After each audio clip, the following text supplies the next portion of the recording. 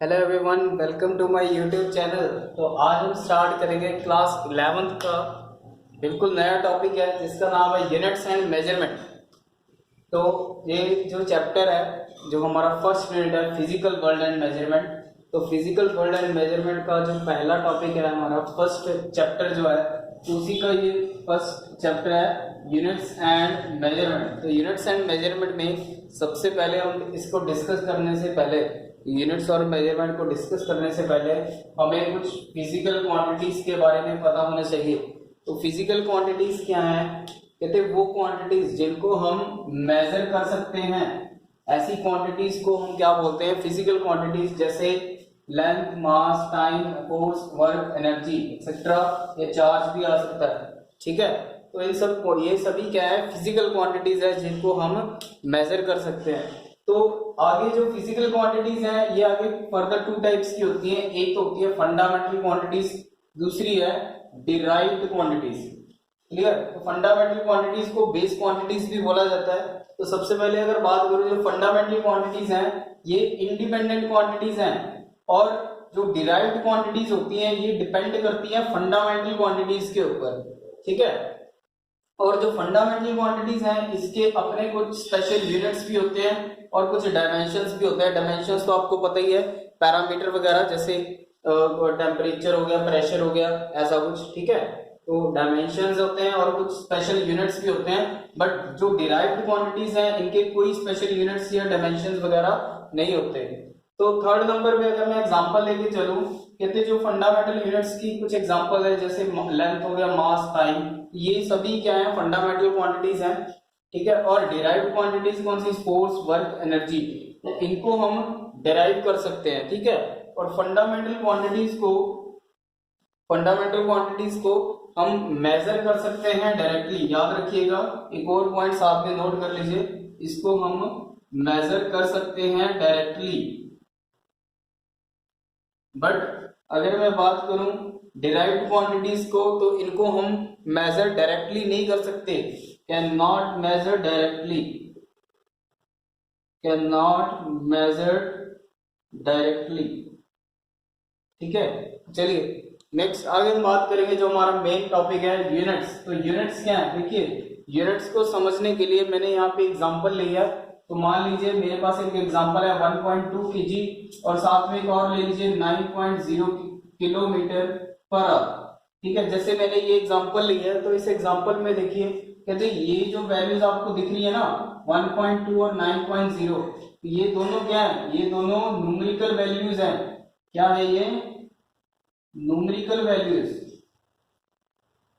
ये भी क्या है? Numerical values. बट यहाँ पे जो किलोग्राम है या फिर ये किलोमीटर पर आवर है, ये क्या है?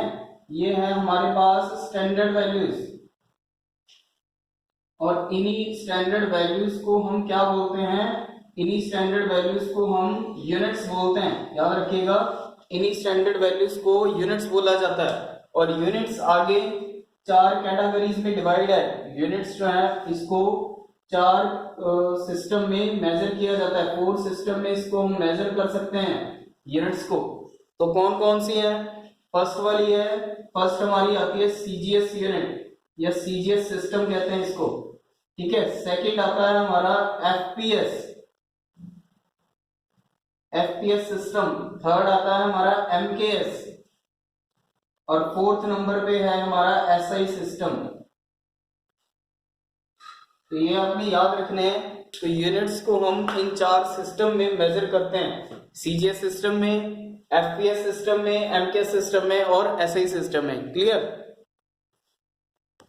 तो यहाँ पे मैंने सिस्टम ऑफ यूनिट्स को, जो मैंने यूनिट्स की चार कैटेगरीज आपको बताई थी, 4 सिस्टम के बारे में बताया था यूनिट्स के, तो उनको मैंने यहाँ पे लिखा हुआ है। तो देखिए, सीजीएस में जो लेंथ, मास और टाइम है, उनको हम कैसे, किस फॉर्म में मेजर करते हैं? हमको पता है लेंथ जो है वो सेंटीमीटर में, मास ग्राम में, और टाइम तो सेकंड में ही आप डिनोट करते हो, आपको पता ही है। चाहे वो एसआई सिस्टम में हो, चाहे वो एफपीएस सिस्टम में है, चाहे एमकेएस सिस्टम में है, चाहे या फिर सीजीएस सिस्टम में। तो नेक्स्ट हम बात करेंगे एफपीएस सिस्टम में। तो एफपीएस सिस्टम का मतलब है feet, pound and second.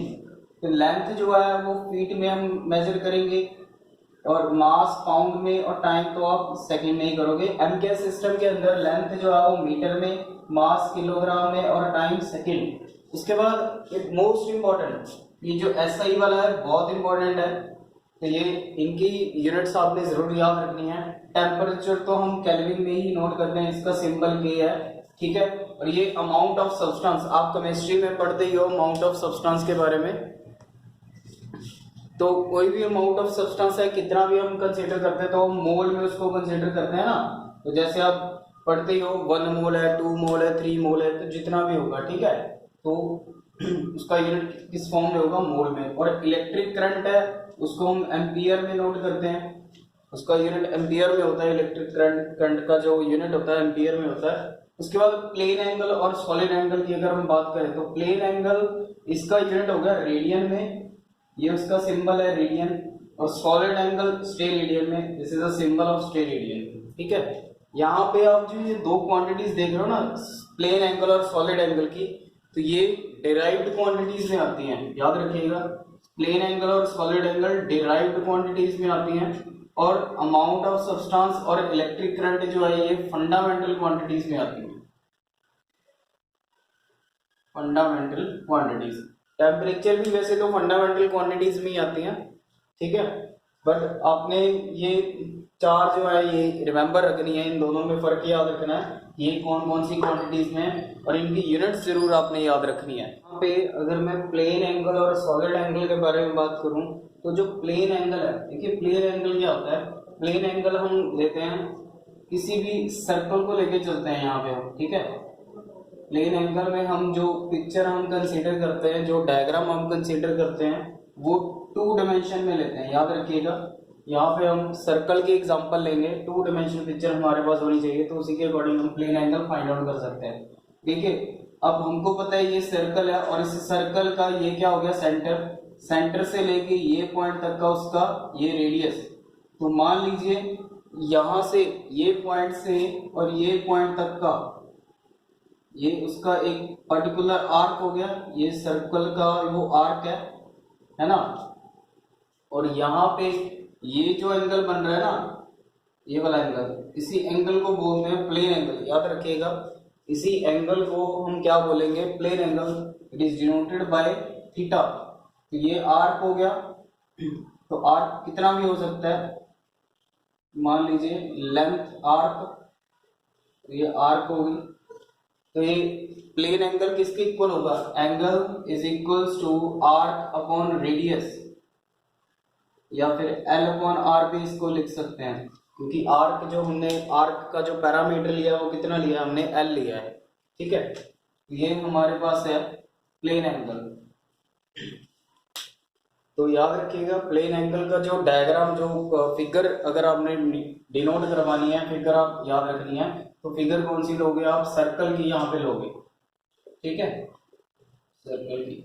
But दूसरी तरफ अगर हम सॉलिड एंगल की बात करें तो सॉलिड एंगल में हमने क्या लेना है, हमने एक स्फीयर लेना है, याद रखिएगा। इसमें जो एग्जांपल लेके मैं ले रहा हूँ यहाँ पे, तो स्फीयर की लेंगे, दैट मीन्स 3 डायमेंशन पिक्चर होनी चाहिए, 3D पिक्चर होनी चाहिए। जैसे मान लीजिए कोई वाटरमेलन है, तो उस वाटरमेलन को मैंने उसको जो कट करूंगा, तो वो उसको कोन की शेप में अगर मैं उसको कट करता हूँ, कोन शेप तो आपको पता ही है। मान लीजिए किसी को, ये स्फीयर को अगर मैं इसको कोन शेप में अगर डिवाइड करता हूँ, कट करता हूँ, यहाँ से ये एक कोन शेप में मैंने इसको कट कर दिया, ठीक है। कोन शेप में कट करने के बाद मेरे को कुछ ऐसे ये उसका ऐसे पीस मिल जाएगा, ठीक है। तो यहाँ पे ये जो एंगल बनेगा ना, इसी एंगल को क्या बोलते हैं, इसी एंगल को सॉलिड एंगल बोलते हैं, याद रखिएगा। तो इसको हम डिनोट करेंगे सिग्मा के साथ, सिग्मा के साथ इसको डिनोट करा जाएगा। और ये उसका सरफेस हो गया, एस, सरफेस के साथ डिनोट करते हैं। और ये उसका रेडियस, यहाँ पे सेंटर, और एंगल हम डिनोट करेंगे सिग्मा के साथ, याद रखिएगा। सॉलिड एंगल जो है वो सिग्मा के साथ डिनोट किया जाएगा। और solid angle is equals to surface, ये जो सरफेस होगा ना, जो सरफेस हम ये वाला कंसीडर करेंगे सरफेस, अपॉन उसका रेडियस का स्क्वायर, ये फॉर्मूला होगा सॉलिड एंगल का। ठीक है, तो ये फर्क होता है सॉलिड एंगल और प्लेन एंगल के बीच में। तो नेक्स्ट हम बात करेंगे मेजरमेंट्स ऑफ डिस्टेंस में। तो मेजरमेंट्स ऑफ डिस्टेंस में हम कुछ नॉर्मल डिस्टेंस जैसे हम लेके चलते हैं, तो उन डिस्टेंस को किन किन यूनिट्स में हम मेजर कर सकते हैं। अगर मैं यहाँ पे नॉर्मल डिस्टेंस की बात करूँ तो नॉर्मल डिस्टेंस को हम मीटर स्केल के जरिए हम मेजर करते हैं। आपको पता ही है मीटर स्केल के बारे में। अगर डिस्टेंस 10⁻⁴ मीटर का है तो उसको हम वर्नियर कैलिपर नाम के इंस्ट्रूमेंट से हम मेजर करते हैं। अगर डिस्टेंस 10⁻⁻6 है तो उसको हम स्क्रू गॉज, स्क्रू गॉज ये एक डिवाइस है, इंस्ट्रूमेंट है। ठीक है, तो ऐसे डिस्टेंस को स्क्रू गॉज के जैसे इंस्ट्रूमेंट से हम मेजर कर सकते हैं। और 10⁻⁹ मीटर को हम ऑप्टिकल माइक्रोस्कोप या फिर इलेक्ट्रिकल माइक्रोस्कोप से हम मेजर कर सकते हैं। ठीक है, तो ये आपने याद रखने हैं। बाकी ये जो इंस्ट्रूमेंट है ये वर्नियर कैलिपर हो गया, स्क्रू गॉज हो गया। तो ये बाकी आपका जो क्लास 11th का जो प्रैक्टिकल है, जो एक्सपेरिमेंट आएंगे तो उसमें हम आपको दिखाएंगे वर्नियर कैलिपर का भी एक्सपेरिमेंट करके दिखाएंगे और स्क्रू गॉज का भी। तो अभी के लिए तो आपने जस्ट इसको रिमेम्बर रखना है, तो बाकी जब एक्सपेरिमेंट करेंगे तब आपको डीपली इसके बारे में बता दिया जाएगा। नेक्स्ट हम रेंज के बारे में बात करते हैं आगे, रेंज ऑफ लेंथ में। तो यहाँ पे हम अगर मैं बहुत स्मॉल डिस्टेंस की बात करूं, बहुत ही छोटे डिस्टेंस की, तो वो फर्मी में काउंट होता है, याद रखिएगा फर्मी में। और 1 फर्मी जो है, 1 फर्मी, तो 1 फर्मी को 1 फेम्टोमीटर भी बोला जाता है। फेम्टोमीटर, 1 फर्मी इक्वल्स टू 1 फेम्टोमीटर के इक्वल होता है। और 1 फर्मी जो है वो इक्वल होता है 10⁻⁻15 मीटर के इक्वल, 10⁻⁻15 मीटर के इक्वल होगा। और अगर मॉलिक्यूलर साइज डिस्टेंस की बात करूं तो उसको हम एंगस्ट्रॉम में या फिर नैनोमीटर में मेजर करते हैं। जैसे सपोज कर लीजिए, तो यहाँ पे आपको एंगस्ट्रॉम और नैनोमीटर के बारे में पता होना चाहिए। तो 1 एंगस्ट्रॉम जो है, 1 एंगस्ट्रॉम जो है वो किसके इक्वल होता है, 1 एंगस्ट्रॉम इक्वल्स टू 10⁻⁻⁻ मीटर के इक्वल होता है, याद रखिएगा। और 1 नैनोमीटर जो है, 1 नैनोमीटर इक्वल्स टू 10⁻⁻9 मीटर के इक्वल है। तो ये दोनों यूनिट्स आपने याद रखने हैं। अगर मैं यहाँ पे शीट की थिकनेस की बात करूँ, कोई भी शीट हो सकती है, उसकी थिकनेस की बात करता हूँ, शीट कोई भी हो सकती है। ठीक है, तो शीट की थिकनेस की अगर मैं यहाँ पे बात करूँ तो उसको हम कैसे मेजर करेंगे, उसको हम माइक्रोमीटर में मेजर करेंगे। तो माइक्रोमीटर आपको पता ही है 10⁻⁻6 मीटर के इक्वल होता है। ठीक है, तो ये वैल्यूज आपने सभी याद रखनी है। तो नेक्स्ट है हमारे पास अगली जो यूनिट है, नेक्स्ट यूनिट का नाम है परसेक। तो परसेक ये बहुत ही इंपॉर्टेंट यूनिट है और बहुत लार्जेस्ट यूनिट है साइंस की, याद रखिएगा। This is the largest unit of science, largest unit है, बहुत बड़ी यूनिट है साइंस में। ये आपने याद रखनी है, इसकी वैल्यूज बहुत इंपॉर्टेंट है। तो एग्जाम में कई बार ये पूछी जाती हैं, इसके बारे में डेफिनेशन भी आ जाती है कई बार, या फिर इसकी वैल्यूज के बारे में ज़्यादातर पूछा जाता है। ठीक है, तो देखिए बस एक है क्या, इसको समझने के लिए ना मैंने यहाँ पे एक डायग्राम ड्रॉ करी है, तो इसको ध्यान से समझिएगा। तो मान लीजिए ये सन हो गया और ये अर्थ, और यहाँ पे एक छोटा सा पॉइंट है, पॉइंट भी यहाँ पे मैंने एक स्टार लिया है। स्टार आपको पता ही है, सन से स्टार का जो डिस्टेंस है बहुत बहुत बहुत ज़्यादा है। तो स्टार से अगर मैं इस स्टार से यहाँ पे देखता हूँ सन और अर्थ के बीच का, यहाँ पे एक एंगल बनता है, यहाँ पे एक एंगल बनता है। यहाँ पे ये जो एंगल बन रहा है ना, तो इसको ध्यान से देखिएगा। यहाँ पे जो एंगल बन रहा है, ये एंगल 1 डिग्री से भी छोटा है एंगल। ये जहाँ पे जो एंगल बनेगा ना, ये एंगल 1 डिग्री से भी क्या होगा, बहुत ही ज्यादा स्मॉल। और ये जो एंगल है, ये एंगल इक्वल होगा अर्थ और सन के एस्ट्रोनॉमिकल यूनिट के डिस्टेंस के इक्वल, 1 एस्ट्रोनॉमिकल यूनिट डिस्टेंस के इक्वल, याद रखिएगा। ठीक है। ये जो एंगल है बहुत ज्यादा स्मॉल है, 1 डिग्री से भी छोटा एंगल है, 1 डिग्री से भी छोटा एंगल होगा। और इसी स्टार और इस डिस्टेंस को यहाँ पे आप देख रहे हो, स्टार से लेके ये सन तक का जो डिस्टेंस है ना, इसी डिस्टेंस को बोलते हैं 1 परसेक। इसी डिस्टेंस को हम बोलते हैं परसेक या फिर 1 परसेक। और 1 परसेक इक्वल होता है 3.086 इंटू 10⁻16 मीटर। और एस्ट्रोनॉमिकल यूनिट की अगर बात करूं तो 1 parsec equals to 206265 astronomical unit के इक्वल है।